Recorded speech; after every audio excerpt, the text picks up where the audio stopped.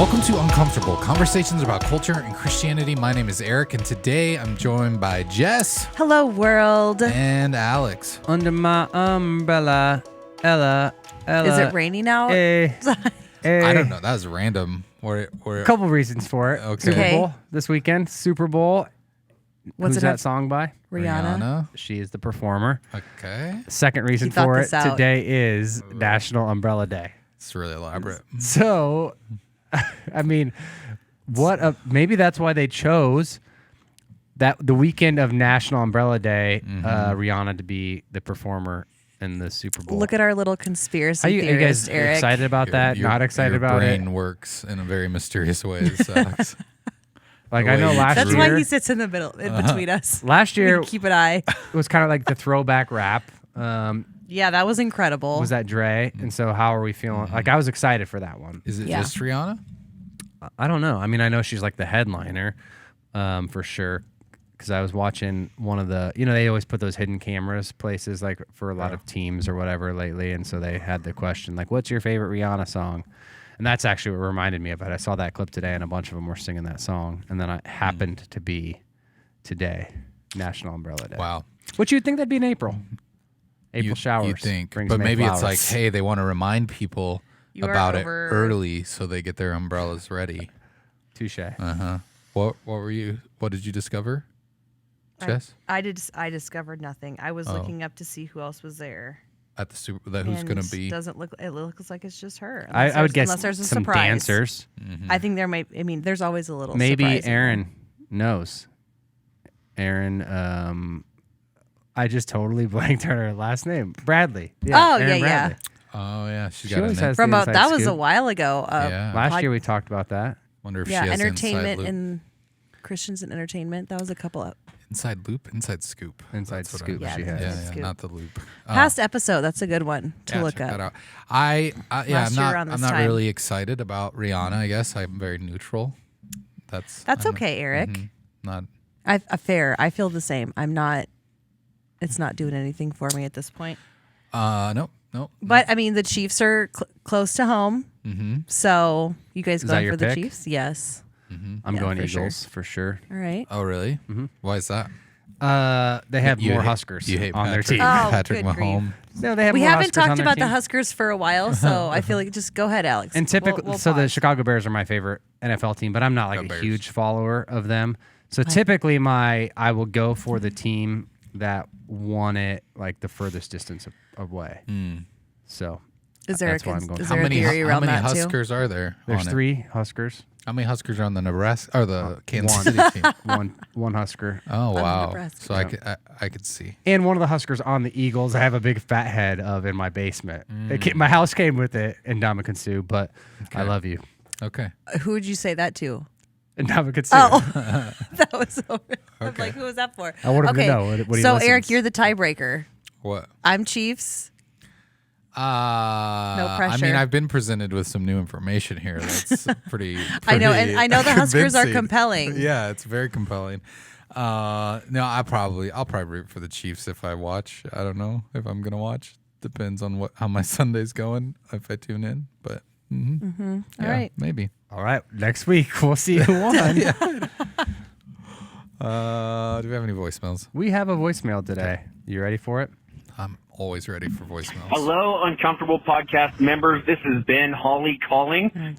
Big fan of the show, Wow. especially Jess, but I like the other guys as well. Oh, that's us, Alex. I have a conversation question for you.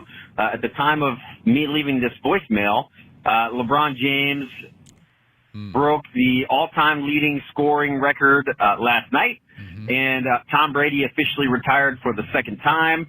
And my question for you guys is, do you think that guys like Tom Brady and LeBron being able to have so many records and so many accolades, is that a testament really to their greatness? Or do you feel like it's more a testimony to, medical science advances and a testament to their longevity in the league? Because both of those guys have played a long time. So I'm just curious what your opinion is on it. And yeah, let me know. What are we, a sports talk show I now? think so. How did we go from Super Bowl conversation to this? Like, Did you pre-listen to that question? Yeah, dude.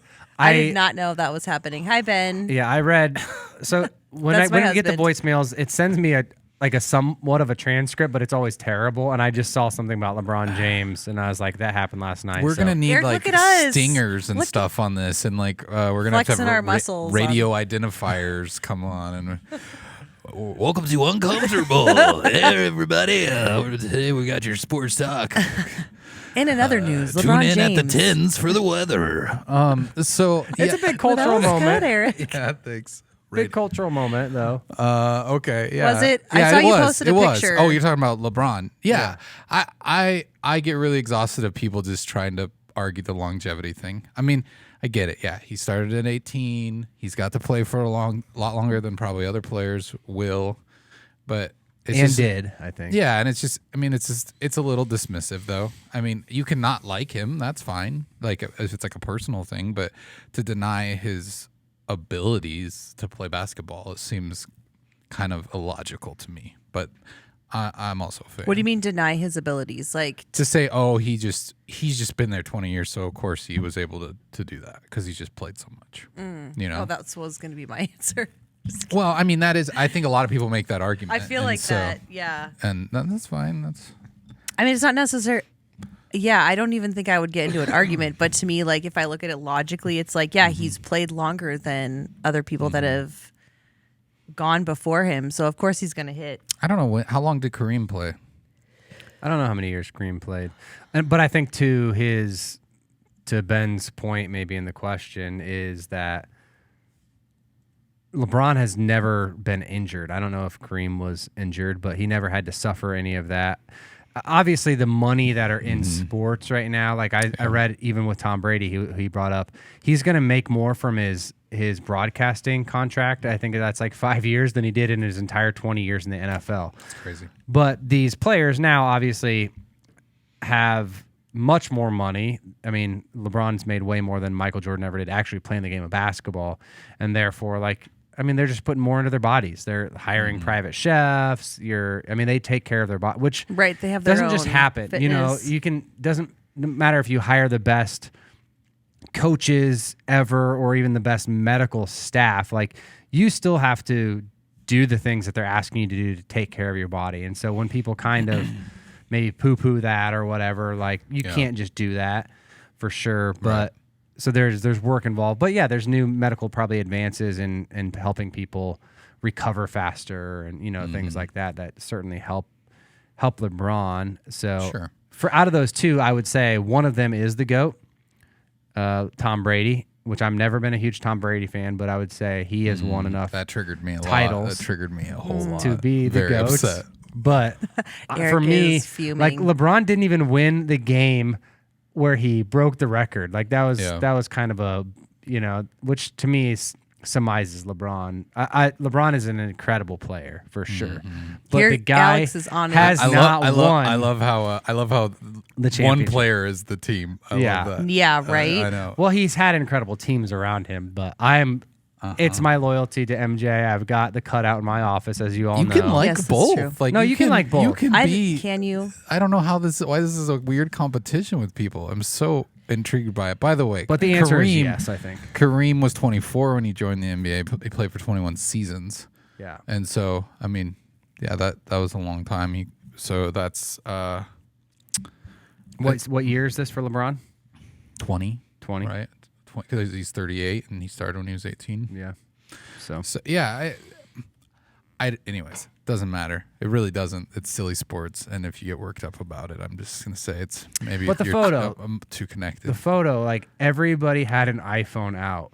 There's some androids in there. Yeah. Well, it's a phone out, except maybe the Phil Knight. I think You're talking the about all president the of Nike. all the Oh, audience. yeah, I Yeah, saw I mean that it's a picture you posted. historical That was moment. So I mean, no matter what, he's gonna go down like with at least for 40,000 some points in his career, and no one's gonna beat that for a really long time. And well, I don't know though. I feel like Michael Jordan. Like I go like. The question wasn't different- about Michael Jordan. I know, here. no. But I'm gonna Tom say, Brady. like, I don't feel like LeBron James is super lovable. Like, I love a lovable, like, America's sweetheart type player. I watched The And Last so- Dance. Jordan can be kind of a jerk when Yeah, he he wants can. to be. Okay, but We forget that. But like as okay, but that is like totally different than like the whole country, like whether you were a Bulls fan or not. Like you kind of like you knew Michael Jordan and you loved him. I'm just It's my head's different. still He's a spinning little that this is sweetheart. where this episode's going right now. Can we just keep going? yeah, just Let you just step out at Alex. we haven't and even I will talked about just Nebraska's debate. new basketball coach yet. Okay, like I don't even necessarily like him that much, but to me, like Steph Curry is like I like he's Steph just Curry. kind of a sweetheart, Yeah. and everybody kind of knows him, whether you're a fan or not of his team. He just It's gets like, mad and throws his mouth guard a Wow. lot. And Yeah. gets ejected I from just the feel like game. there's certain Jess, I'm players that- surprised you know so much about sports. Why? I'm kidding. That was just I was trying to move us along to our actual topic. Wow, And that was a bit of a I microaggression. am- yeah, That was a Look at microaggression. you. Yeah. So yeah, well, there's Why? a- Because I'm a woman. We'll get into that later. Yeah. There's a tease that's coming up a little later, but up next we've got headlines for you. So don't miss out on that. And also, I'm so grateful that we could keep you up to date on all the sporting news. It's a big deal in culture. We didn't even talk about Creighton. Love them. All right, no, I'm good. Headlines. Here we go.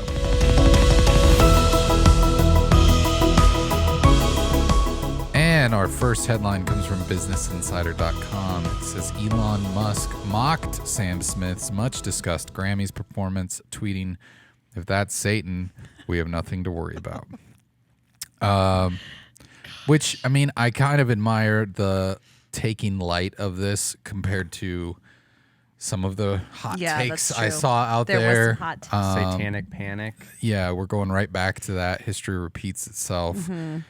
Was it a good performance?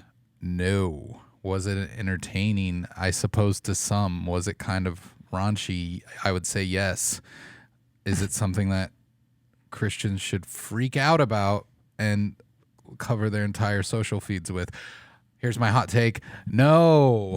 I mean, I didn't watch the Grammys. I went back and watched this performance specifically because everyone was having a really difficult time with it. And I don't know. I have a lot of thoughts, but I'll temper those and let you guys. I didn't speak. watch the Grammys. I was out of town this weekend, but I usually will record them. Mm-hmm. And I just think every year the Grammys, you just know Mm-hmm. something is going to happen that is a little like shocking, not even a little bit shocking. Yeah. That's probably going to not necessarily be God honoring. So I was kind of expecting something. I wasn't necessarily like in my mind envisioning this. I don't know if I could have come up with this myself, but it was Yeah. something a sight to see. Yeah. Did you watch the Grammys, Alex? I did not watch the Grammys. Okay, so that's 3 did for you, 3. Austin, did you? No. Austin didn't watch the Grammys. Okay, so what do we have? So I did. Oh, you did watch them? Yes. Oh, you followed No, up. she didn't watch them live. I didn't watch them She live. on demanded it. Yeah. Okay, so 1 out of 4. Was that same for service this week too? Yeah. Okay, yeah. Didn't watch it live, but on demand. Thank you for making sure you keep up on that. You got my tally mark there. Okay. Thank you. Yeah, but I didn't even. So I'm like the worst offender here because I didn't even go. I saw all the tweets and yada yada yada I think about all you this. need to do is just look at this picture. That picture here. does look provocative. That's What's that? on What's the happening? Insider. It looks like he went to Spirit Halloween and bought like a top hat with devil horns. Basically, he's wearing like a red pleather.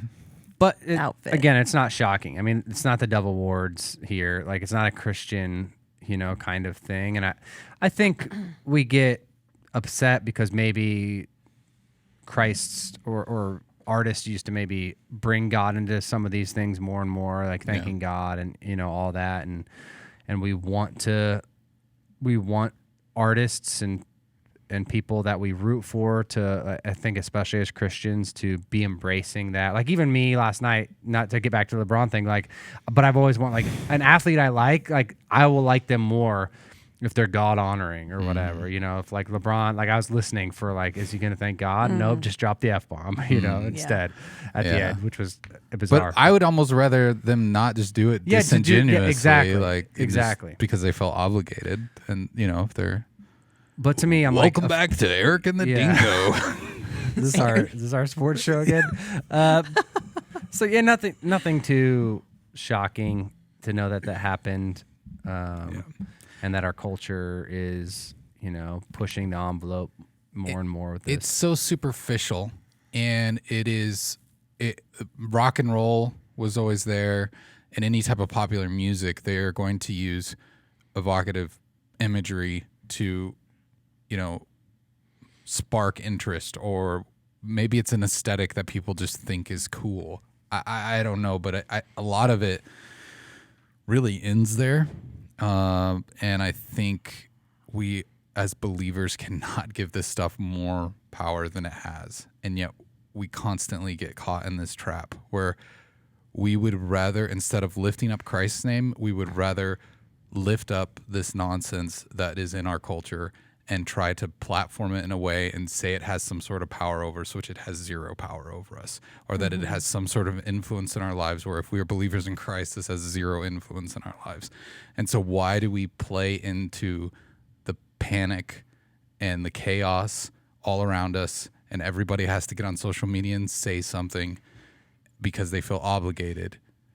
It reminds me of the couples that you see on social media who are always talking about how much they love each other. And you go, Alex. no, but for real, Alex. because you see that and you go, No, do they really love each other that much? Yeah. Or is this kind of something that maybe their relationship isn't that good and they're trying to kind of cover for something? And whenever I see Christians freak out about this stuff, I go, where's your walk right now? Like, are you in the Word? Are you communing with Christ? Like, are you trying to seek out His Spirit and things?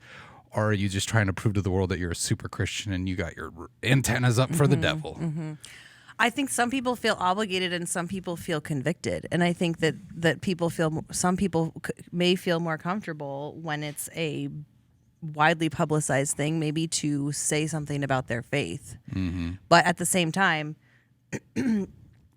are we as loudly, like just in the day-to-day, sharing, I don't know, what's happening in our lives? I think this leaves there's things like this open up for so much judgment. Like if you had posted something about this, like a paragraph, Eric, I probably would have read it.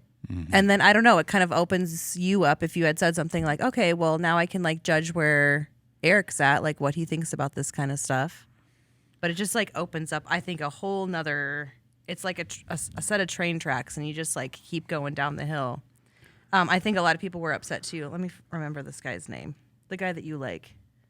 Brandon Alex. Lake. Yeah. Okay. So Brandon Lake also won a Grammy later on in the night. And there's a lot of controversy because this happened, if you look more into this, where he got up at the Grammys later. Which Brandon Lake is a worship artist. Worship artist. He won, I think, like Christian Album of the Year. Gets up and is like thanking Jesus, actually names the name of Jesus. And it's like a couple slow claps. Like it's pretty quiet in the room. Yeah. And so there's a lot of like frustration around like this. Sam Smith got a standing ovation for dressing up in a red pleather Satan suit. And then this guy is thanking Jesus, and it's like not the same. And then also controversy around, well, this guy saw what happened at this performance, so how could he still get up and not say anything? And so we just get to watch it play out live, and I think that's media. Part of it is probably people grieving like the perceived safety of being able to watch, things like. Yeah, but this stuff was always been around. This isn't new. It's pretty. But I think like pretty, language and like boundaries are being pushed more and more on. They weren't watching the Grammys then. I remember when like the Backstreet Boys it was like Backstreet Boy level like 20 years ago. Or like Garth I just Brooks feel like in it's- his live TV concert said a bad word once, and I remember everybody lost their minds over that too. And I think it's It's probably that it's become more normative, and so people, we always long for the good old days or wholesome. I think we have selective memory. But that's probably it's part of it. We have And- nostalgic memory where we think the good old days were something that they were not. Because there's just a lot of this stuff has been around, like That's a good. I mean, sex, it's true. drugs, and rock and roll. That has been around for a long time. Like, I mean, they are pushing the boundaries, but it's incremental to where, it is maybe a little more, but what good does it do? Like, culture's already made the decision to go this way. What good does it do us to try to catch up to it? It's like Elvis is shaking his hips. Oh no. Yeah, right. Oh no. Like, what's this gonna? And it's like, well, culture's already spoken. They've already decided this is what they want.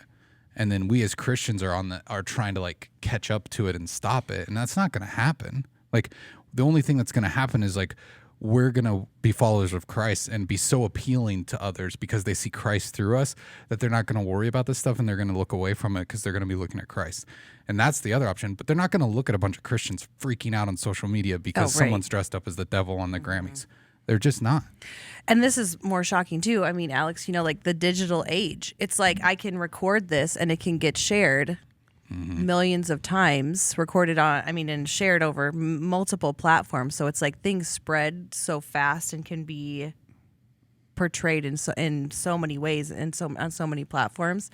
And that's probably one of the biggest advancements that's happened since the quote unquote good old days, where it's like you were hearing about it or we're reading about it, or maybe we see the snowball effect of social media is definitely the slippery slope. Yeah. What is it? Well, and I think Brandon Lake, he could have been like the guy that's like, well, even if he watched the performance, like, is it a win for him to be like, I'm not taking the stage with that guy, or am I going to be a person that's salt and light in a place like this? Am I going to take, do I believe that the Spirit of God is in me and me taking the stage and me sharing my, taking that same stage where there is maybe what we would call darkness, and maybe people are like, what fellowship does light have with darkness? Like, I think, man, we believe that light overcomes darkness. And so if you have an opportunity to be there, there's been times where I've been asked to, pray at things that is like, well, that's probably not a lot of Christians being represented there, or it's things that aren't necessarily biblical. But I'm like, I have an opportunity. I'm being invited to at least bring the Spirit of God in some way to this place, and I think that that's what we're called to do, whether we agree with things or not. And so, well, there's a lot more we could probably dive into, things like Marjorie Taylor Greene connecting the Pfizer sponsorship to the devil performance and all sorts of other nonsense. But talk about that tonight at dinner. We'll stop there. That's all for headlines. As Alex teased out a little bit earlier, our main topic of discussion today is going to be microaggressions. So stay tuned for that. As mentioned previously, we're talking about microaggressions.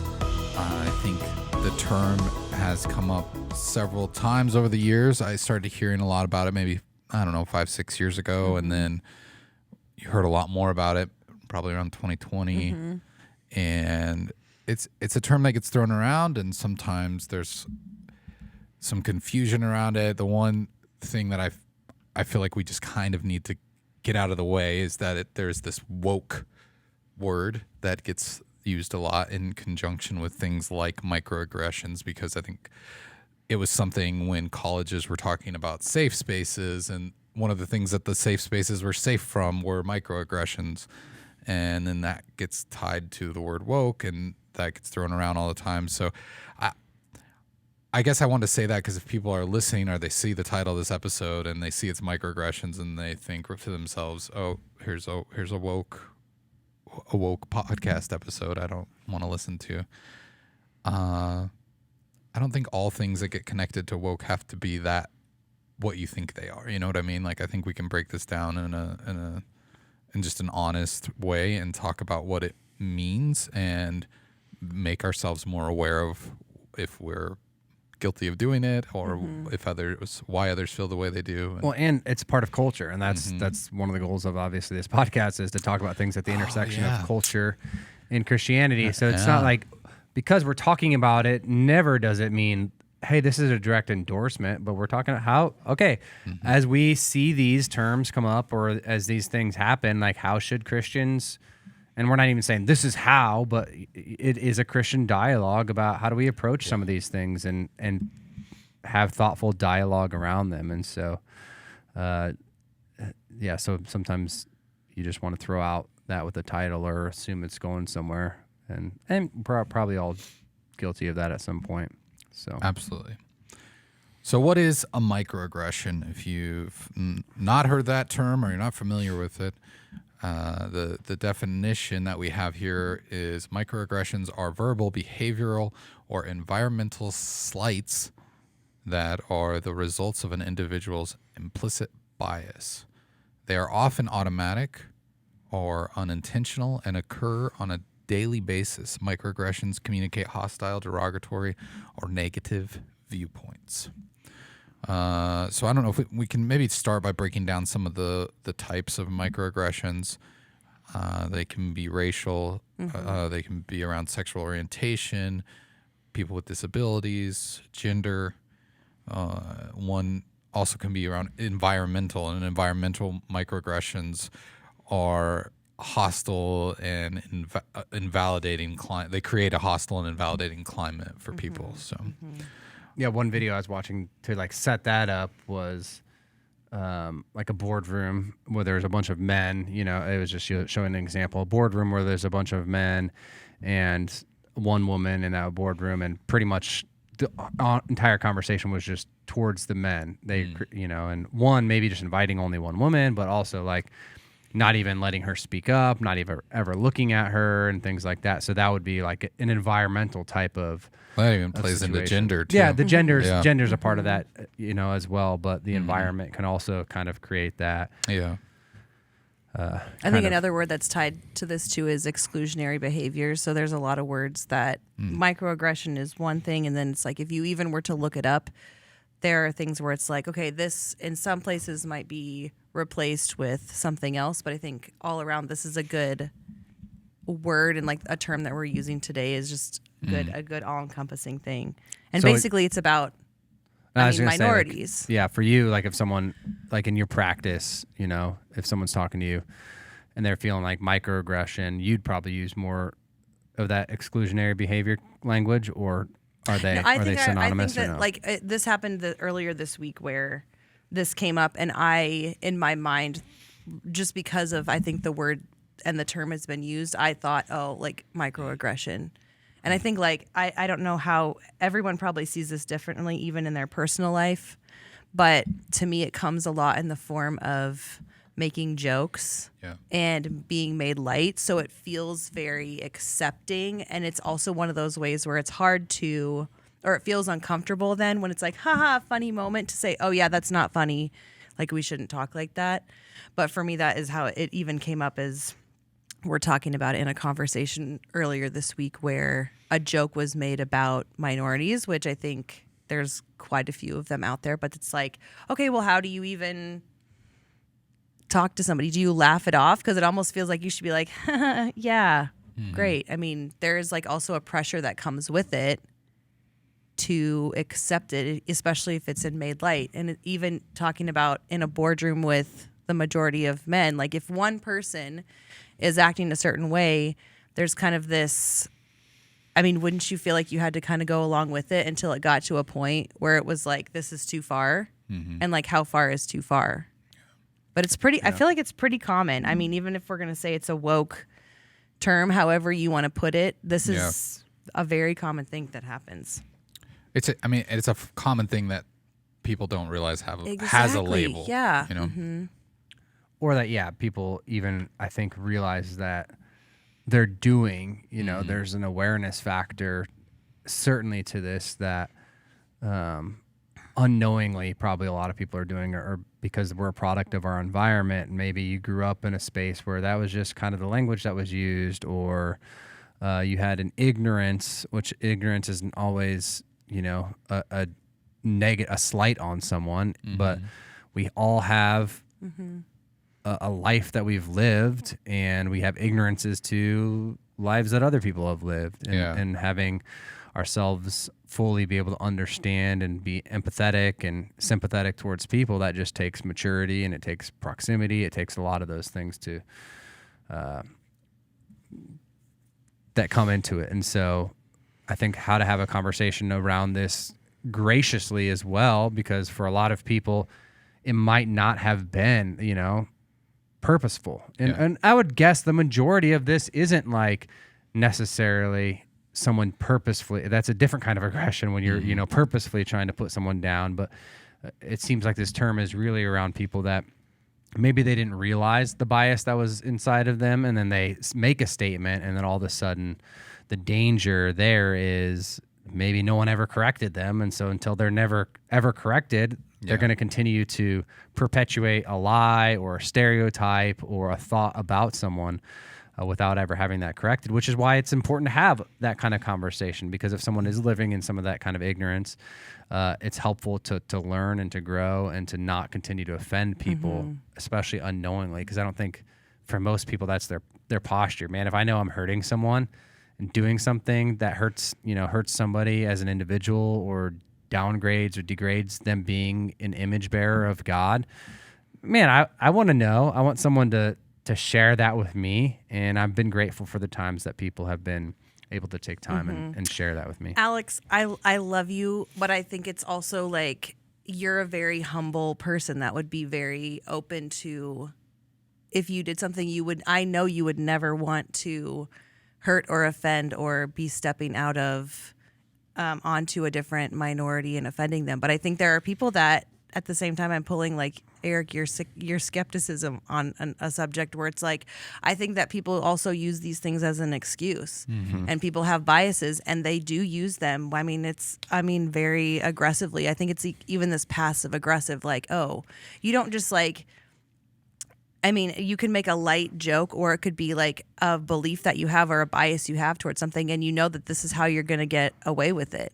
Or there's like something more sinister. Sometimes this to me can open up, like, oh, if they're accepting about a little thing that I say, maybe they're more accepting about a bias. So I also tend to be like, okay, if you're doing that, like, what else do you believe? Like, how I lose a lot of respect for somebody that would be continuing to do that, I guess, especially after they're corrected. So I think that two types of people can fall into this: people that are not meaning to do it, like I think you would be, Alex, and then I think there's another group that doesn't care. Or they kind of followed up with oh, I'm just joking. It's just a joke. Yeah. It's just a joke. Oh, lighten up. It's just. Well, and to be clear, I did meaningly have a microaggression against you earlier. Yeah, in the I show. know. That was pre-planned, I hope. So right. It was to help us move on. Yes, I totally saw that. Well, what are some of those examples that we've experienced in our own lives where, because it isn't just about race, I think it can just even be about maybe the type of person you are or preconceived ideas of who you are. Like maybe someone thinks you're lazy, they say something that can be is a microaggression about, oh, are you not gonna clean that up, kind of thing. Maybe that's a little more passive aggressive, but you know what I mean. There's stuff like that. Where are there any examples that you can think of off the top of your head where you're like, oh, that's probably happened to me, or maybe something you've said that you didn't realize. Maybe like Alex was mentioning something unintentional. Everybody's scared. I probably have like an easy one. I just remember I was working towards a heavier weight deadlift at the gym, and I had been working at it for my goal. Like my gym friends knew that I was working on this for like 6 months. I wanted to hit like a 300-pound deadlift. And like the day came, and so the day that was happening, like I used to work out like with a group of guys, and they were all like, yes, Jess, you got this. And there was one person that was visiting like from out of town, and they were like, here, do you need some help with your weights today? And they got me like some 15-pound weights and put them on the sides. And then they're like, oh, do you need more? And it was like 10s. And it was like, that's not, in weightlifting, that's not like that's not a heavy weight. Yeah. And so and then he had made a comment about like, oh yeah, she's probably going to be like the least. I mean, it was some kind of comment like that about how I was a girl. In the yeah. Like, see whatever. if you can keep up with us. And my coach was also a female at the time. And this person, maybe this is like a microaggression, and then me feeling like I maybe was a little aggressive in my return, because my coach came up and she was like, okay, he just hit like 250. She was like, go lift his weight. And then I went and like lifted his weight off the ground. So it was just like this thing where it was like I had an opportunity, right, to kind of hit up against that. Yeah. But it's pretty common that those things happen, and you don't get a chance to do something like that. But I think it's pretty common in maybe more male-dominated areas that I've seen it and experienced it. Kids would say you flexed on them. Yeah, There you flex go. on Quite it. literally. My mom I can guess. beat up True. your dad. No. For me, I think of one maybe that I perpetuated a lot. And Like that you did. yeah, that a trap that I've fell into and probably didn't realize it was microcosm, a microaggression, and probably even defended for a long time.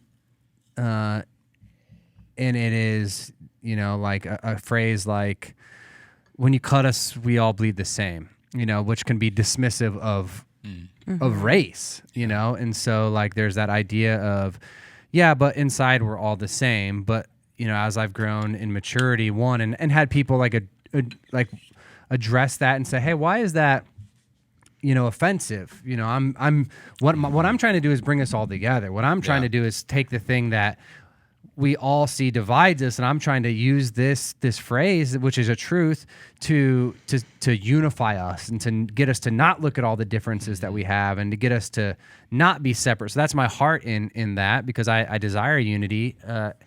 And as I've had conversations with people that were kind of that felt abrasive to them, or was a microaggression, and was trying to understand why, like, this doesn't make sense. Why my goal here is to unify us, and it seems like it's splitting, splitting us apart more and more, and making more anger and frustration. And I just did not understand. And as I discovered more and more, like, hey, part of what being made in the image of God is diversity, is racial differences, and those things should be celebrated. They should be. It's part of what the glory of God represents, and we all are a slice of. We're all made in God's image, and it's all of us together, with all of our uniquenesses and all the different ethnic beauty and all the different things that we bring to the table that more fully actually encapsulate like the image and the beauty of God and the kingdom of God. And so, for brothers and sisters in Christ that are like a part of other, races or from other areas, language, ethnic backgrounds, all of that kind of stuff, I was starting to see, okay, I could see how that's one, it's insulting God in some kind of way, because I'm trying to take the vastness of what he created that is so much bigger than this, the color of our blood or whatever that might be. And I'm trying to diminish his creation and call it just simplistic, when it's so much more marvelous than that. But then also how it's like, it's dismissive of, other people's experiences, other people's race, and all that kind of stuff. And so for me, that's one of those that really took me a long time. And even as I talk to people about it, that's like offensive, or, I didn't mean it that way, which 100%, I did not mean it that way. Like that's never my heart, like we talked about earlier. But once I have this realization, and people lovingly have that conversation with me, and I'm able to step back and evaluate that, and hopefully put myself into their shoes as much as I can, and listen, then I'm able to kind of step back and realize, okay, wow, I could see that that's one, hurtful, I think, to God, but also hurtful to other people inside of that. And it takes emotional maturity to own up to that, though, because I think sometimes people are confronted with that, and that you have to make, you're kind of at a crossroads there, a fork in the road, where you got to make a decision. Okay, am I going to own up to this and make a change, or am I just going to continue in the ways I always have done it because I'm proud and I don't want to admit that I was wrong? And it's tough. One example is a little different that I experienced is my brother-in-law has dwarfism, and so he's a little person, and we were at Adventureland in Des Moines. I don't know, we've all been there, right? And there with families, and everybody's off riding all the more extreme rides, and I'm not really, especially at that time, I was definitely not interested in any of those. And because of his height restrictions, he couldn't ride those. And so we were hanging out on the like ski lift things or whatever that go around the park. And just, I know what you're talking about. And so, and I said something to him to the effect of, oh, well, I was like, even if you were tall enough to ride those, you probably wouldn't want to ride them anyways, right? And then it was like in a almost looking for someone to justify my own reason for not riding the crazy rides. I didn't want to do it. I was scared or whatever. And he just looked at me and he was like, well, no, I absolutely want to ride those. And it was just such a moment where I went, what in the world was I thinking? You know, I dismissed it, and I because of my own choice. I made a choice out of fear or whatever to not ride those rides, where he didn't even have a choice in this.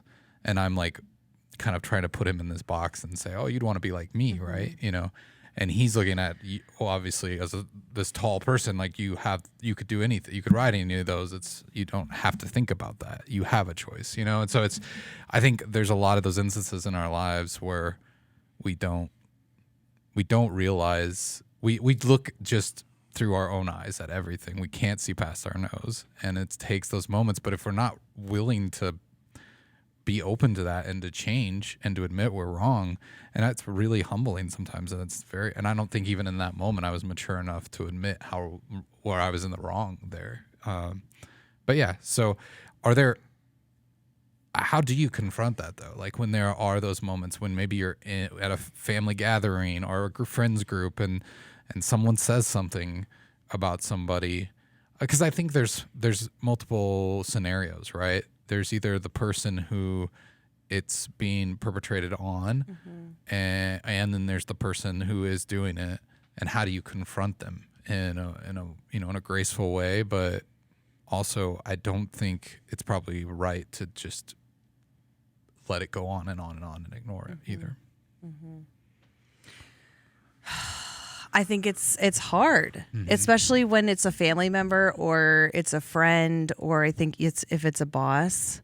Yeah. And so I think it starts with, I always say, like, when you're kind of like facing a problem or an issue, like, what's the first small thing that you can do that makes at least you're validating another choice or another option. Maybe that's walking away. Maybe it's not laughing. Maybe it's not reacting.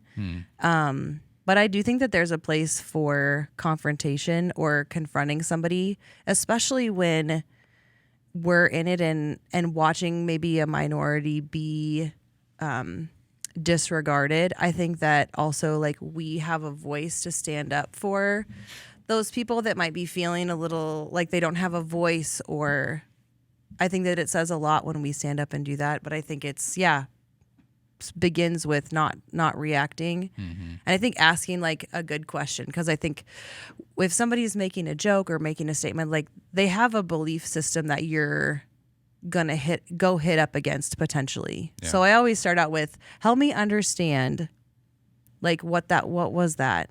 Was that like a joke? Like, how did you mean that? And so that's a very non-confrontational way to confront someone, but to start a conversation. Like, help me understand what that was, or why do we do this?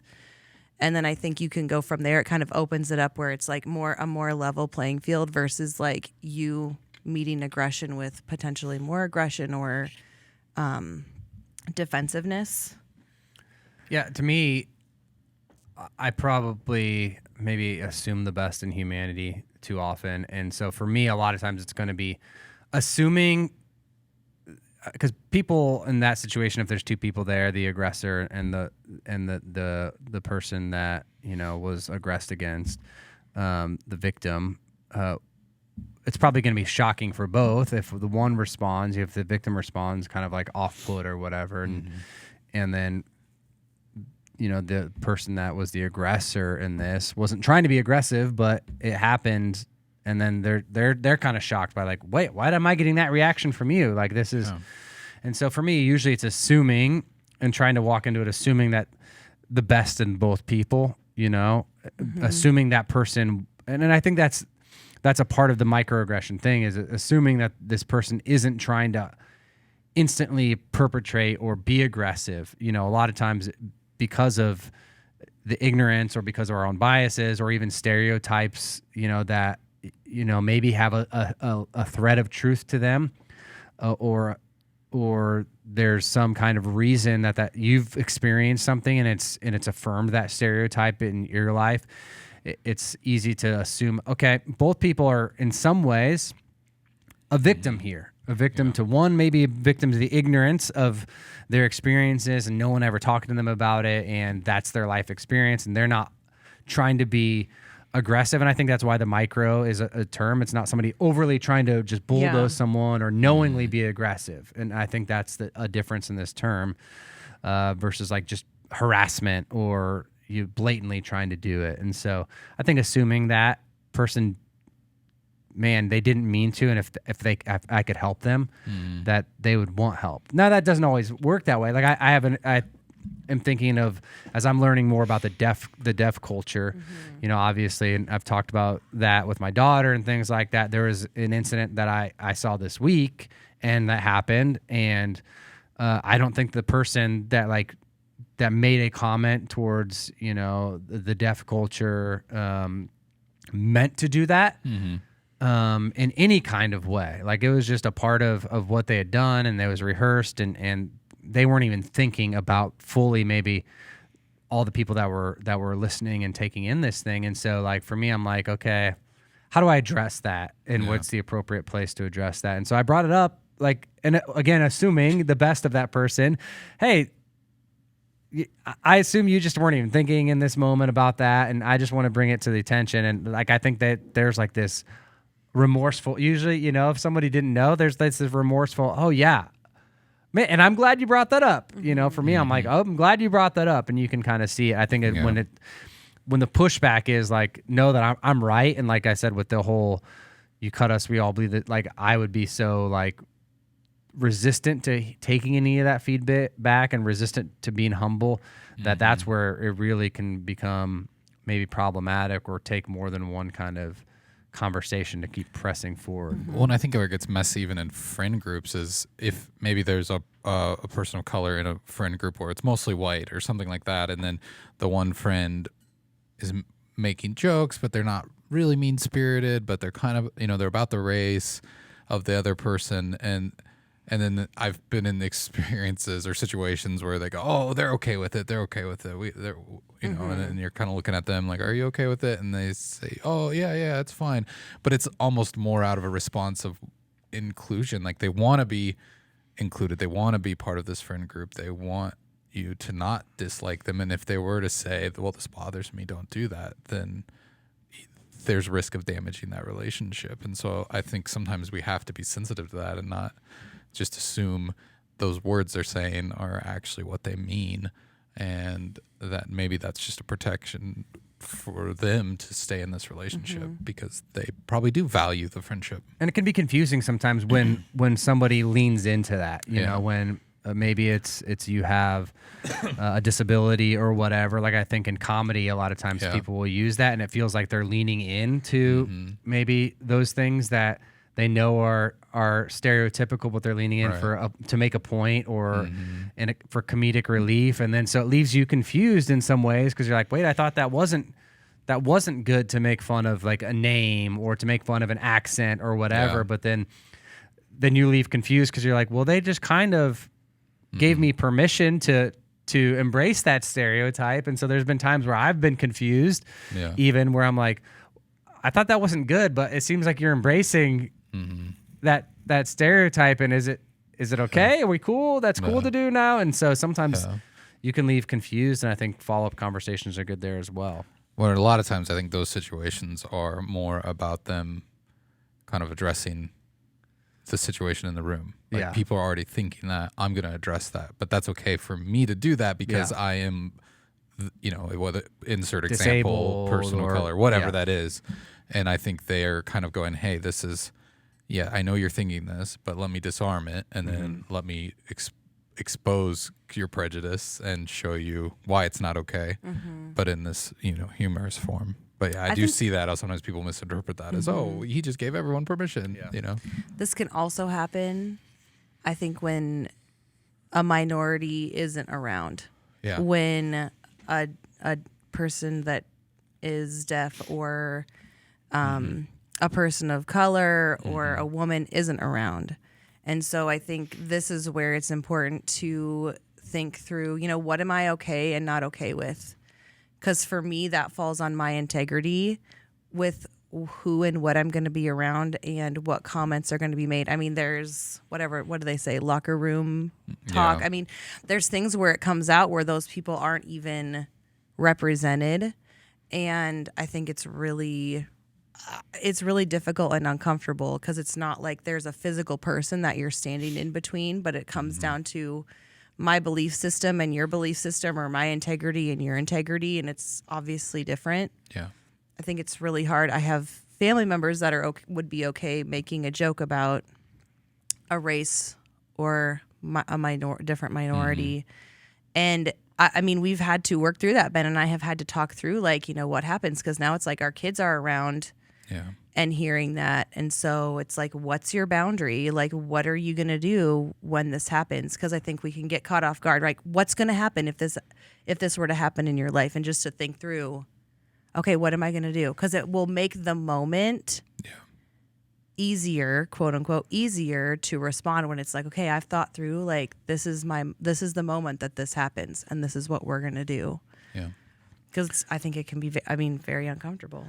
And yeah, as we looked up any term like this, there's a lot of different definitions, and the one that I resonated with, and we read earlier, resonated with me because I think, like I said, I like to assume the best in people, and it indicated that this is a result of an individual's implicit bias, which I think is helping us understand that a lot of times that bias is not, I mean, we're a product of our environment, we're a product of whatever that might be. And so it's not like a chosen bias. Like I'm not automatically, like I'm not choosing to hate you.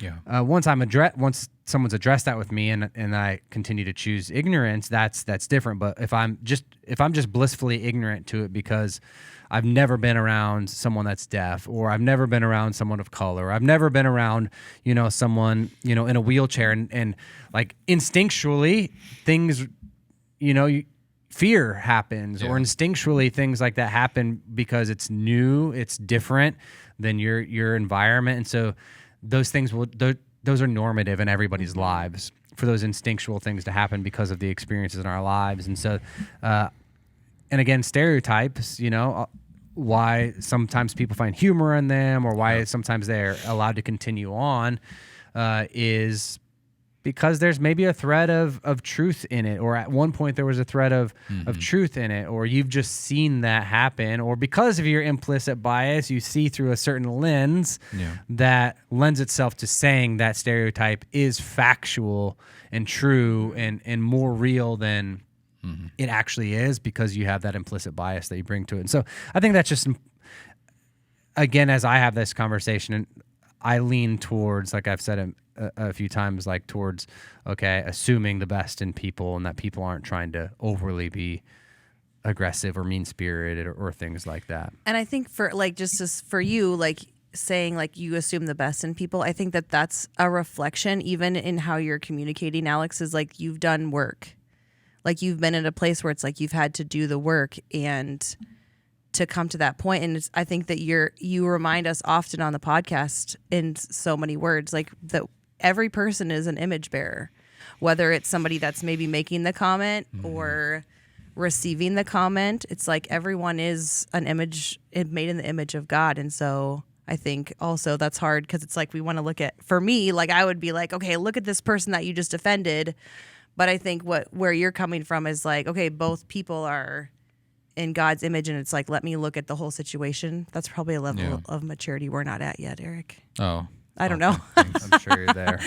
But I also think it probably comes, and maybe I'm speaking out of turn here, but I'm assuming that comes from a place of changes you've made in your own life. Oh, for sure. Where it's like I have been the one the work you've had making to do. the comments. Yeah. I've been the one saying those things, making those jokes, and I know that even for myself, I can say, yes, I want to think the best of others, because I was, hopefully they think the best of me when I make those mistakes unknowingly, and so, And it's like, because thank God that there's been people that have been like, Alex, you're dumb. You need to fix. You need to fix this, and lovingly, work be in like, that area, dude. Oh, you totally missed it there when you said that, and I know, and they assumed the best of me, like you said, Eric. And so, another time I think I get confused around this is like when maybe things that I think are part of hospitality, just like caring for people or being a gentleman, like there's been times where I've opened the door for someone and, they're like, you don't think I could do that myself? Yeah. And I'm like, no, I was trying to be helpful. I was like trying to take on the posture of serving you and, you know, alleviating some of this. And so sometimes I think there's that idea of, can that be a microaggression by me opening the door for a woman? Because I that's, hey, I was just kind of raised that way. And that's, again, the environment, maybe the implicit bias that I have that, hey, gentlemen, that's part of what it means to be a gentleman, is open the door for ladies, you know, and is that's a microaggression? I've seen people get offended. Yeah, that's what I'm saying. It legitimately can happen. And so, or like, no, are there I don't times need your where help carrying this. I got it. is there times where maybe just neither person was wrong, right? Like, can we feel like I was microaggressed against, but that's based up to that person's interpretation, and obviously we don't know each other's hearts, and that's where things get. Well, and you don't know what messy. a person has gone through. You know, whether that's you getting the door for someone who's disabled, but they have made strides to function in a world for able-bodied people. Absolutely. And then, you know, maybe they don't feel like they've gotten the credit, which they probably rightfully deserve for making those efforts. Or maybe a woman who has been in maybe abusive situations or been powered up by men, and it's something where they're trying to overcome that. And so you just met that person on the wrong day. You know, you did that thing that just probably set them off at the wrong time because they're going through all this other stuff, and maybe you had the best intentions, and maybe they do as well, but sometimes it's just time and place. That's a good point of even, you know, what is that person mimicking that they grew up with or grew up it being acceptable around or not questioned. Yeah. So it might be a microaggression to that person, but maybe not, you know, totally appropriate for me to do the next time to someone else. You know, and that's where sometimes it could leave you, you know, maybe confused or like, what the heck? Like, this is what I do. I was here to help you, serve you, be caring to you. All of this was because I'm trying to love you well. And that's what I get, you know, and I think sometimes those things are going to happen and we're going to both misinterpret things wrong. And I think that's part of life. One of the interesting, I guess, perspectives that you brought up when we were planning this, Alex, is that when you're talking about your religious beliefs, can that be perceived as a microaggression to others of different faiths or belief systems, or creating an environment, you know, that is hostile towards other people? I know there was well, real quick, I was just gonna say, I always think of Christmas, and a lot of times you just assume everyone celebrates Christmas, but then there are Jewish families who they do not celebrate it in the same way at all, you know, and so you talk about it in a certain way, or you wish them Merry Christmas or whatever it might be, and they're probably typically very gracious, but you just don't even consider that there are other faiths out there that are celebrating in a much different way. So that's one example. Yeah. And a lot of people do that. And, you know, throughout, you know, maybe they're a greeter at a door or whatever, at a Walmart or wherever it might be. And, you know, for me, I'm like, oh, them saying that to me is very validating and very jovial. And hey, we have a connection, you know, all of a sudden, no matter their faith. But then to some, again, to that person, that same exact phrase could be a microaggression. I know there's a guy recently, viral video on TikTok and other places, where a guy got kicked out of the Mall of America. I mean, the story went as things spread virally that he got kicked out of the Mall of America because he was wearing a shirt that said, you know, Jesus saves, and then on the back, you know, had kind of the coexist sticker and crossed out like that coexist, and, you know, Jesus is the only way. And so people talked about that, like, okay, so now that is me being a Christian or me wearing a shirt, is that a microaggression against people? Because it doesn't always have to be stated. You know, microaggressions aren't always things that we say out loud. It can be on a Twitter post. It can be something we tweet. It could be a lot of ways. And so people are taking this as a potential, you know, microaggression, saying that makes me uncomfortable, that you're saying, hey, because I'm Jewish, or, you know, the other kind of symbols that are on there, that I'm bad. Like that automatically, that image or that shirt is saying that. And so I think as Christians, it is going to be a tension that we'll have to continue to live in, because we do believe that there's one way, that salvation comes through one person alone, and our hope is to proclaim that, to preach that gospel to a world that is unbelieving. And so there may be ways where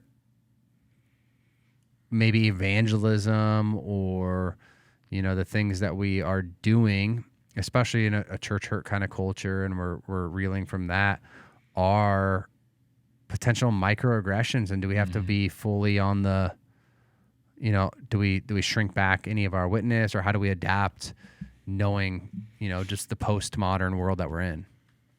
Yeah. Yep.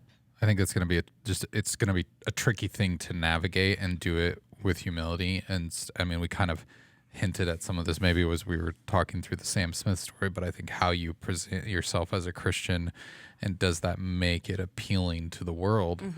Are you just leaving a bad taste in people's mouths because you are so aggressive and you are so contrarian and spiteful, and you wield your faith in a way that is only used as a weapon instead of the other ways that it can be used?